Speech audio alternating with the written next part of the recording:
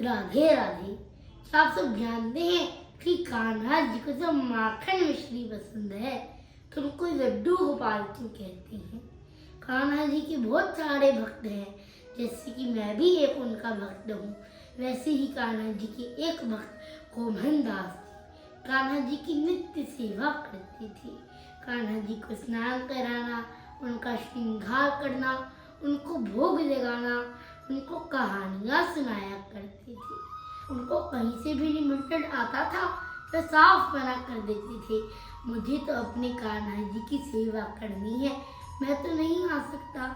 लेकिन एक बार उनको वृंदावन से भागवत जी का निमंत्रण आया, वे मना नहीं कर पाए। अब उनको भागवत जी पर जाना पड़ गया।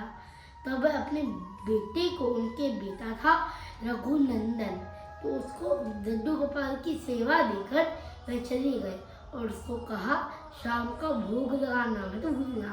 तो उसके बाद रघुनंदन ने अपने पिताजी की बात मानकर अपने कान्हा जी से बहुत बातें की, उनकी सेवा की, उनका भी कान्हा जी की भक्ति में मन लगने लगा। अब संध्या हो गई, भोग लगाने का समय आया तो उसने थाली में उनको भोजन परोसा और कहा कान्हा जी इसको खा लो। उसने देखा कान्हा जी तो खा ही नहीं रहे। उसने कान्हा जी को बोला कान्हा जी खा लो, ये ठंडा हो जाएगा। उसके बाद भी उसने देखा कि कान्हा जी नहीं खा रहे, फिर कहते खा तो लो। जब उसने देखा कि मेरी बार बार कहने पर कान्हा जी खा नहीं रहे, उसने रोना शुरू कर दिया। अब कान्हा जी तो इतने दयालु है, इतने कृपामय है, उन्होंने उस बालक पर प्रसन्न हो गए, वो प्रकट हो गए और कान्हा जी ने उसका प्रसाद पाया। फिर जब उसके पिता आ गए, कोमहन दास जी आ गए, तब अब रघुनंदन को कान्हा जी से बहुत प्यार हो गया था, उनकी सेवा करता था। तब वो भी भोग लगाता था, वो भी सेवा करता था। तो जब वो भोग लगाता था तब पूरी थाली खाली हो जाती थी। अब वो उनके पिता कोमहन दास जी हैरान होते थे कि ये खुद तो नहीं खा लेता, उनको शक होता था।